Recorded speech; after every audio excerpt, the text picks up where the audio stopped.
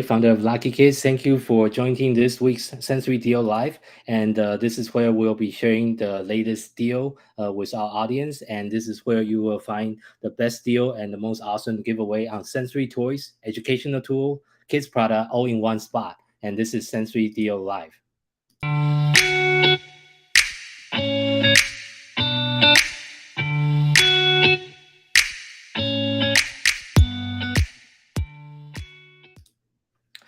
And this week is my honor to introduce Matt. He's owner of a company called Bambino Tree that focusing on creating educational product. And I will have Matt on the line with me here shortly. So there you go. Here's Matt. Thank you for joining us today. Hey everyone, glad to be here. Excited to show you some of my products. Yeah, so I think you have a very unique background being an educator yourself. So can you tell us a little bit more about your backgrounds as a teacher? Yeah, sure. So I'm originally from Birmingham, UK, but I began teaching English after university. I started off teaching in the UK before I went to teach English in Colombia in South America, then into Russia and China.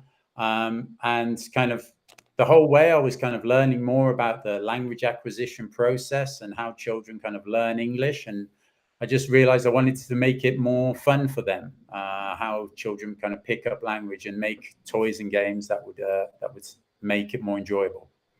Oh, thank you for sharing that. And we have a few, as we are trying to get more viewer on the line. I just want to say hi to Angela.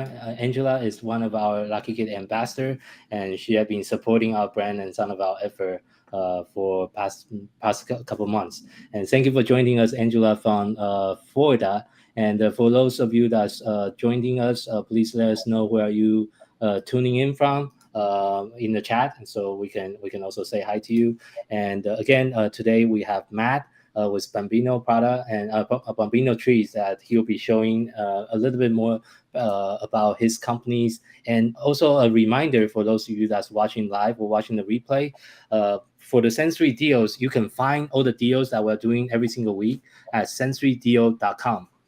We just made the updates on our websites, so you can actually see those deals live every single week when we are interviewing different companies.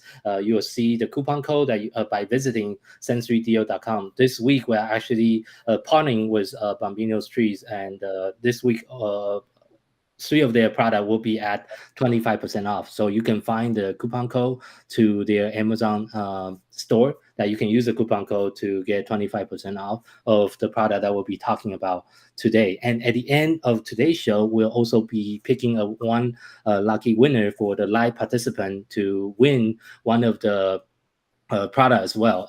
Matt, you want to tell the viewer a little bit more about the product that we're giving away today? Yeah, we're definitely going to go into it more later, but it's basically a bingo game where you children from 4 to 8 can learn their sight words, 108 sight words for kind of kindergartners and first graders. Yeah, it's a pretty cool product. As we talk about the product later on in the show, you get to see it. But please make sure you stay tuned to the end so you get a chance to win the product. So I want to kind of transition and ask a little bit more about, like, why do you even started this brand? This is a really amazing brand with all the different educational product that you're currently designing and creating. Can you tell the viewer a little bit more about how this company started? Yeah, it was more of a kind of a disconnect I saw in the way that English was taught when parents like myself or other parents that would at my school, when we went to school, we would learn the alphabet. This is how we learned to read. Like we learned the letters, and then we would just practice until we learned to read. But modern teaching methods is they have these sight words now and phonics, and a lot of parents would come up to me and say, I can't help my children with phonics because I don't know what phonics are. So it's kind of really kind of giving, putting products out there in games where parents and children could play them together, as well as in the classroom, that made it easy for not only the children to learn, but the parents to kind of understand the learning process as well. Oh yeah, I might need some help myself. I'm not really good with phonics, to be honest. So because English is actually my third language, I also speak Chinese and Japanese, and I feel like my pronunciation with phonics is there's some additional learning I need to do myself. So that definitely is true for me. So the next thing I want to kind of ask you is, you and your wife, I think is Barbara, Wow. that has been teacher for more than 12 years in different countries like UK, Colombia, Russia, China. Can you and you've been teaching in all these different countries. Can you tell the viewer a little bit more based on your experience? What is the differences and the similarity between all those countries as far as education goes? Hmm. I guess differences is there are some things that you might expect, like in China, the students study very hard. They have a lot of classes. There's a lot of children in every class. Like I would teach classes sometimes with 48 children in one class. But then there are also some things that you wouldn't expect, like the country that starts school the earliest in the morning is Colombia. You might Oh, think about really? them What time do they what time do they start? How like early? really early, like 7 o'clock, may sometimes six Whoa, thirty. six Really early. thirty. Whoa, okay. The children go to school in the dark. Oh, yeah, 6:30 is pretty early. Yeah. Mhm.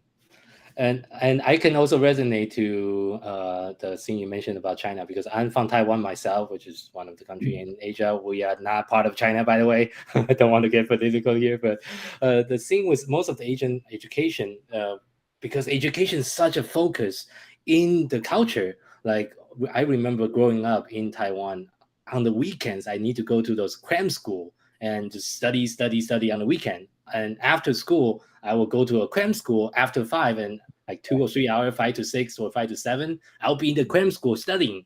So I'm pretty much studying from like 8 a.m. to like 8 p.m. every single day. That is like a typical life for an Asian student. So Yeah. that's very different than the Western culture. I think United States included. It's like come home, no homework, use a play, and very different. So Yeah. educationally, that's definitely a gap. Of course, I'm not saying which one is better than the Mm. other, because I think it both have its pros and cons. Um, but it's I think you also share some of the experience going through and being teachers at so many different countries. You must Mm. also see that how a lot of the country's culture get kind of Yeah. ingrained into their education system as well. So, Yeah. and I just want to see what other live viewers is with us. I see there's another live viewer, Sandra from Louisiana. Thank you for joining us today. And also Angela is saying that this is a great combo of two companies that have tools to help with kids with learning. Yeah, Angela, thank you for sharing that. And let's see. Christina is saying that it sounds like some amazing adventure for all the country that you've been to. Do you have a Yeah. favorite country? All the country that Oh, you've been yeah, to and that's not teaching? fair to ask me such a question. Yeah, there are. Yeah. I really like China. I really loved living in St. Petersburg in Russia. I Um, see. Colombia was really fun. It's there's too many to choose from. It's difficult. I see. I see. I see. Yeah, but thank you for sharing. The next thing I want to kind of get into is this is also a question that a lot of parents is also. I mean, me myself, I would also think about this as well. Is let me on the website, on your website, you mentioned about something, the process of language acquisition is a little bit different for a native learner versus a non-native learner. Can you tell the listener or the viewer a little bit more about the differences? Yeah, so really the differences increase as the student gets older. So like for a adult, the process of learning the second language is very different, because by the time you're an adult, you have all of these different thoughts about what you think is kind of learning. Where the younger the child is, which is why they say if you want your children to be bilingual, trilingual, you need to catch them young, because this is when Mhm, the learning process is more natural and more similar to each other. So mhm, yeah, that's when you're older, you start just trying to memorize things. Like That's true. my parents have been studying Spanish on Duolingo for 8 years, and they can't speak any Spanish. All of the words, but they cannot make any sentences. They cannot pronounce it correctly because That's when true. you just remember everything, and when you're a child, it's more of kind of a natural process. Again, learning through fun, through games, through experience. I have to agree with that. For my daughter, she's actually going to Japanese school on Saturday. Of course, she's in the regular charter school here in Phoenix. So she in the regular school is English, but she's also trying to learn Japanese on the side. And I really want to teach my kids Chinese, but I just didn't have time to find the classes and the teacher to do so. But I should definitely also look into incorporating that. But thank you for sharing that. I think there's definitely a different age that is much easier at a younger age to learn and acquire different languages. And for me, I remember I start studying English at 15. So I was kind of like a late learner. So that's why I could never really get rid of my accent, I guess, because I started so late. I think if I started maybe at age 5, I shouldn't have this like Taiwanese accent that I still have. I couldn't really get it rid of. But thank you for sharing that. And let's see, from the live viewer here, Christina saying she's from Illinois. Thank you for joining us. And for any other live viewer, please let us know where you're tuning in from. And as well, also a reminder, today we'll be doing a giveaway at the end of today's show for the people that just sign up. And for those of you will be interested in the product, you can also visit sensorydeal.com for 25% off of all the product that we'll be mentioning today. So the next question I have, I think this is kind of the transition. Before we kind of start talking about all the wonderful product that you and your company created, can you also give the audience some tips on how to make learning more fun and interactive? Yeah, it's a really good question. I think it's enjoyable from the child when it seems like the parent or the educator or the nanny or whoever it may be is involved in the game with them. And then, so if you are not seeing it as a chore, like, okay, I need to sit down now and do their homework with them, then they are less likely to see it as a chore. Maybe we can, with boys, of course, they love a competitive element, some kind of competition, which is what I kind of try to involve in some of my games to make it a bit more competitive. With all students, really, not just, girls love the competition as well. But yeah, I would say just try and involve some kind of, like, if you're teaching some words, get them to make it in a sentence. If you're teaching them some objects, go and get them to find an object, introduce movement into it, especially with smaller children. Movement is key. So like whenever you'll see like an ESL teacher in class, they're always doing these kind of actions and TPR, they call it, total physical response, because it helps the children learn more. If instead of just saying jump and looking at a flashcard, they're jumping up and down, it kind of makes connections between the action and the sound in their mind. I see. That makes sense. That actually makes a lot of sense, because you want to make sure the kids is active when they are learning, so it's easier for them to absorb. So the next portion of today's shows, we're going to be talking about some of the product that you'll be showing us today. Before we go there, there's a quick video that your company provides that I'm going to show to the audience as well, that people can watch just a little bit about the product. Then we'll actually do a live demo for some of the product that your company have, and answer any of the viewers' questions as well. So let me get that video pull up here, and I'll get you back into the live stream after we play the video. The Bambino Sight Words game by Bambino Tree. With 108 sight words to learn, you'll see that this is a 2-in-1 game. That's 54 words in the level 1 blue game and 54 words in the level 2 red game. So, the red game is more advanced. There are 24 bingo sheets, so up to 24 players can play, making it suitable for family game night and for classroom play. Great for any kindergarten or first grade teachers out there. This game isn't your standard bingo game. It also comes with a twist. The challenge cards. This card, for example, it says cover any word with 4 letters, which adds a bit of extra spice to the gameplay. You'll see here we've got these emoji bingo tokens. The kids love these. This is what catches their eye. These cards are super thick and durable, so these will last game after game. It's available now. Get your Bambingo Sight Words game by Bambino Tree.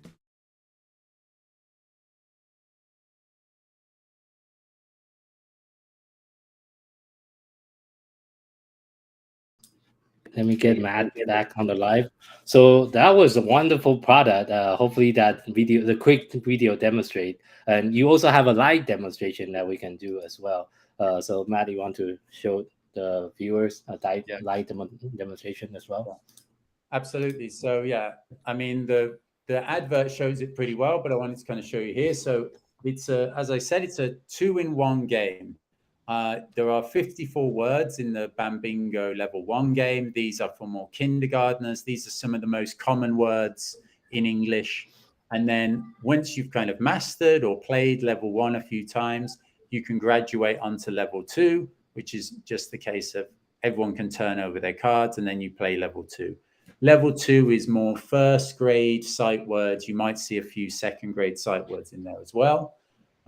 So another great thing about this game is it can be played one-on-one, parent to child, or parent to siblings with 3. You can play amongst a whole classroom as well, because there are 24 cards, so you can play with up to 24 players. And another great thing about this game is there is always one kind of bingo caller. So when you deal out the cards, everybody in the room has their own card, of course. And then whether it be the teacher or the parent or the older sibling, they can do the bingo calling. So they'll kind of pick up the cards and they say it to the group. Anne. And everybody checks their cards. Everyone has their tokens and they're looking, have I got Anne? Have I got Anne on my card? So for younger learners, you could maybe show them the word and then they can look at their cards. Show and say the word and they look at their cards. Then more advanced, just say the word. Don't show them the word, just say.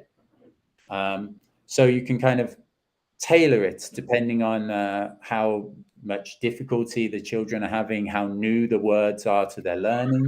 You can kind of tailor the learning. And then once the young learner is old enough and they're more confident to read the words themselves, then they can be the bingo caller. So they can kind of grow into the game as it goes. And as they said on the video, it's not just word, word, word, word.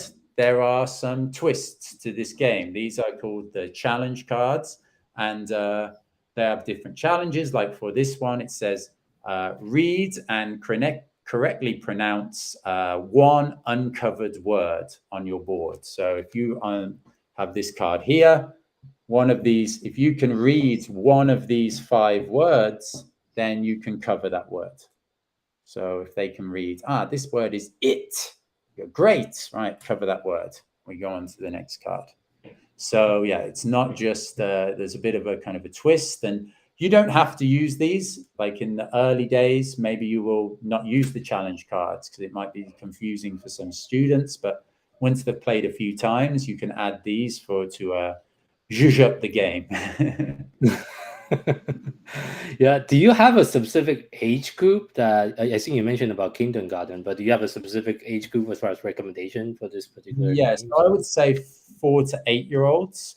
But as I said, like the older children, sometimes they like to be the bingo caller. If they've got some younger siblings, then they might play a bit older. But yeah, I would say this one, kindergarten, 4, 5 years old is when they're usually going to be learning these words at school. And then these ones, more 5, 6, 7-year-olds will be when they're learning these words for the first time at school. So yeah, I'd say overall 4 to 8 years. Okay, nice, nice. Thank you for sharing. Do you want to go to the next product, or let me see? Sure, sure. Let me clear all of this away. Okay.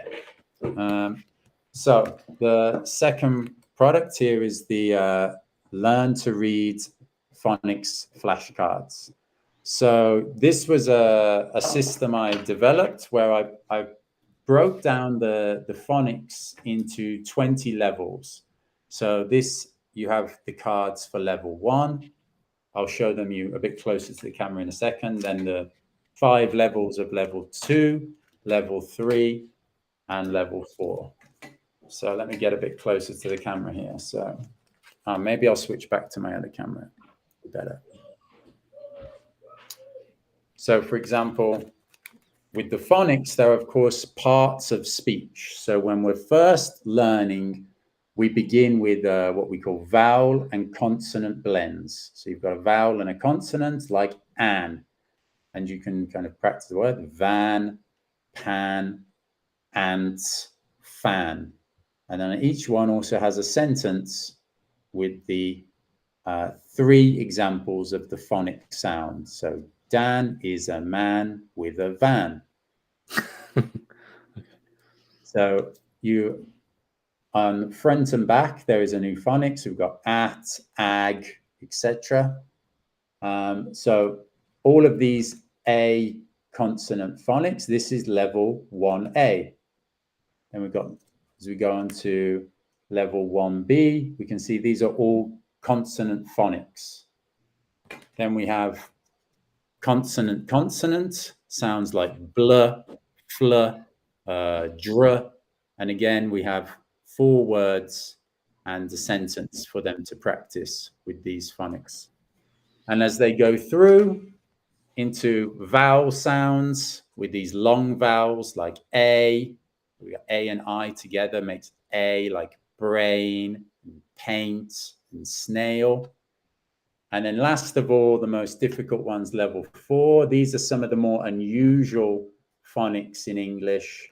So here we've got Y when it makes the sound E, like city, strawberry, candy. And when it makes the sound I, like spy and cry and sky. So yeah, this is kind of the level 4 cards. And it really gives them kind of, it breaks it down for students and for parents into step-by-step modules that they can kind of learn the different sounds and practice them. And there's also a list of games that you can play with these. You might, if we're just learning card A, then there's some games inside where it says, okay, go and find something in the house that has sound A. And they will kind of run around and go and look for something. Or you can give them a book and say, can you find this sound in your book, a word with this sound in your book? And they'll go through the pages and try and find this sound. So there's a lot of mini games within the box where you can, of different ways you can use the cards. Okay, thank you for sharing that. Can you also share with the audience like what inspired you to create all the product that you just showed us? So yeah, again, I was really, I was learning as a teacher, and parents are coming up to me and trying to ask me to, what are phonics? How do I kind of teach them? Which phonics should they be learning?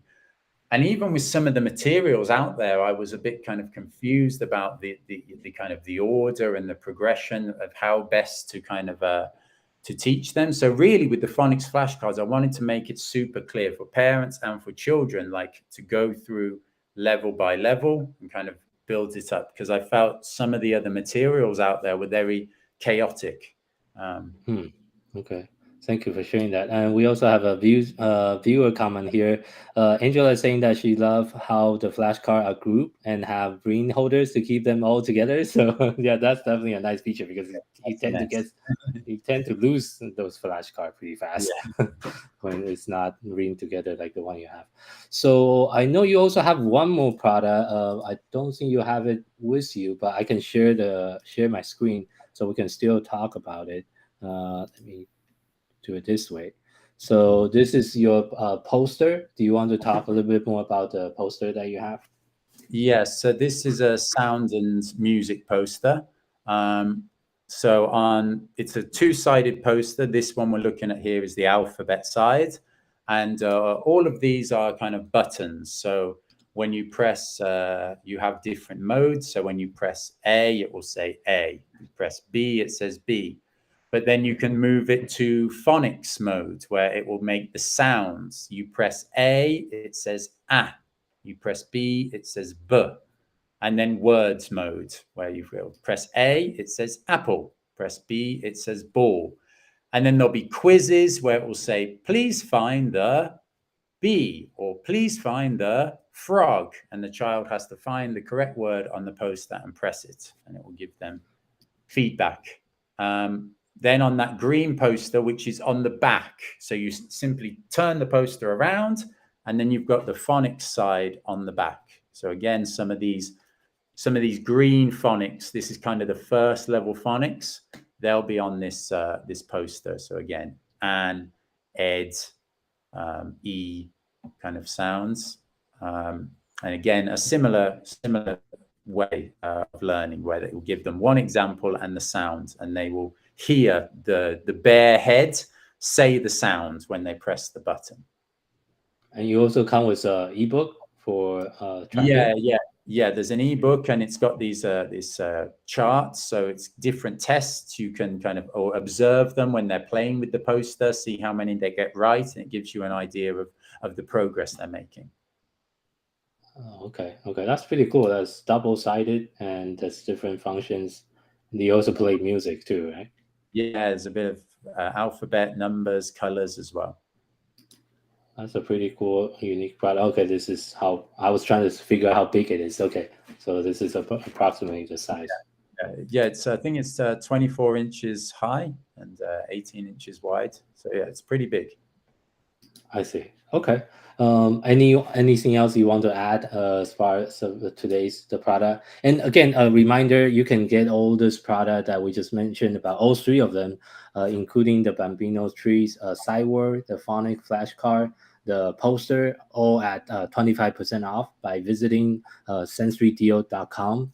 That's where you can find a coupon code that you can use on Amazon to get this week's deal. Like I said, right now we're trying to do a weekly deal. So every single week, we're trying to introduce and feature different product, and by also sharing some of their stories. Like today's Matt have a really unique story being a teacher, and I can definitely feel a lot of passions from yourself on creating the product. And thank you again for creating all this wonderful product. Do you have any other new product that's in development that you're working on right now? Actually, yeah, I've got this one here. It's on the boat. We've finished developing it, and it will be in stock very soon. This is another phonics game, and it's kind of like if you've ever played Uno, where you Uno, yes, I played Uno before. Yeah. Kind of like Uno, but with a phonic sound. So if someone puts down a sound that says I, like bike, you can put on top of it another word that has I sounds. So like cry. So that's a great idea. Okay. I love the idea. Kind of a phonics Uno style game. It's called I Win, and it's going to be out probably end of October, and I will get Jason to email you all a coupon code. Sure, for sure. I can help share that. No problem. So, and before we end the show today, the final question I have is like, well, based on your experience, how can the parents use all the product, or maybe other thing they can do at home to integrate all this inside the classroom setting, or for those we are teaching in a homeschool setting? Any suggestions? So as I said, with a lot of these games, there's an insert. So it's not just the kind of the basic way you would think of using them, that there is a set of mini games, game ideas that comes with each product, of different ways you can use the cards or the sheets to make once they've kind of played the game a few times, to use it in different ways. With parents at home, like I said, you can do it one-on-one. You can get the siblings involved. I find that always works really well if you can get them learning together, helping each other, gives you a break. really good. And yeah, with teachers, particularly the Bambingo one, it's a great game to play as a whole class because you can play with 24 players all at once. You can just put them on the shelf, wait for a rainy recess, and put them out on the desks and let the children kind of play with them in the classroom. So yeah, it's great for indoor recess too. Thank you for sharing this information. As well, I think toward the end of today's show, this is the fun part. Please comment below in the comment right now for a chance to win one of the Bambino Street's Cyber Bingo games. So the way you want to answer is, how do you make learning fun for your kids or your students at home or at the classroom? Just feel free to share that or comment your answer in the comment below in the live stream, and we're going to pick a winner to one of the live audience right now. So for those of you that are still with us live today, please comment with the answer to the question: how do you make the learning fun for your kids at home or in the classroom? And let us know and share some of the tips that you have, and we're going to pick a winner here in a few minutes here. So okay, we have a live viewers. Carly is saying that this is so cool. My autistic son would love it. Thank you for sharing that. And I'll say, let's see, Mrs. Sanders say I'll definitely take the approach with dancing and interacting with them. Okay, thank you for sharing that. Dancing and interacting definitely sounds fun. And Angela is saying that let's see. We try to make learning fun by making it a game and have fun dance break. Yeah, so that's definitely a very good tip. So for those of you that are still watching, please share how do you make learning fun for your kids or students.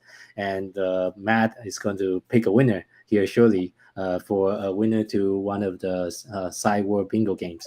So we're going to see if there's any other comment in the next few seconds here.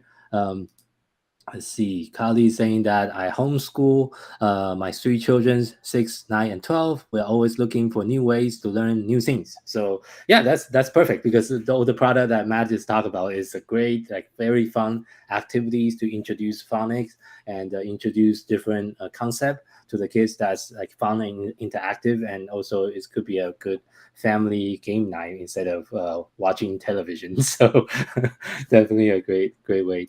Let's see. Elizabeth is saying that I help my kids learn by incorporating as many senses as possible: touch, sound, and speaking it. Yeah, that's definitely a great idea. Matt, do you have any experience using the 5 senses when you teach?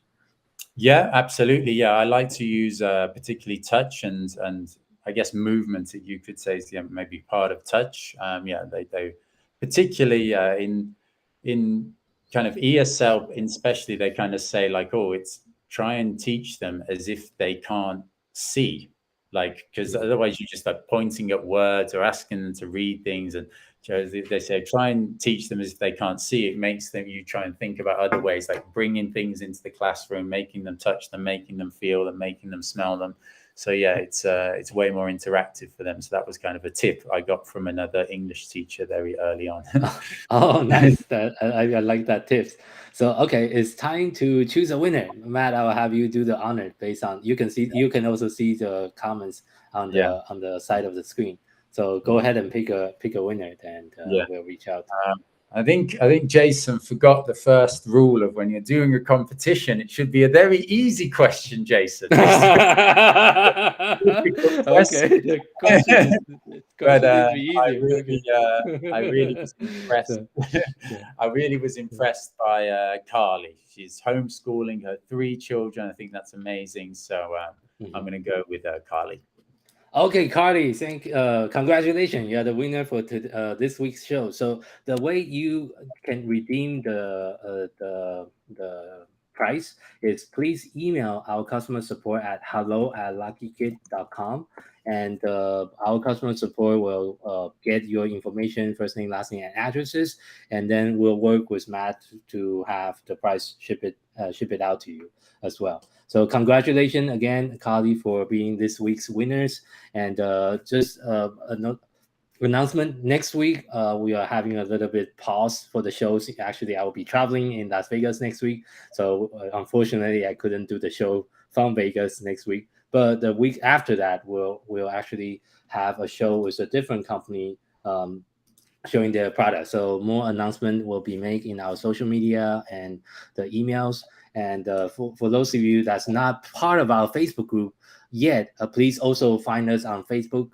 Just search for Sensory Deal. We have a dedicated Sensory Deal group where we'll post a lot of the deals and different products and other wonderful company like Matt that we have today to feature their products, share their stories, and hopefully some of the product could be very beneficial for your own family, your own students, and your own classroom as well. And that's the reason why we're doing the show, is to really feature other companies' product besides, of course, what we have here at Lucky Kid.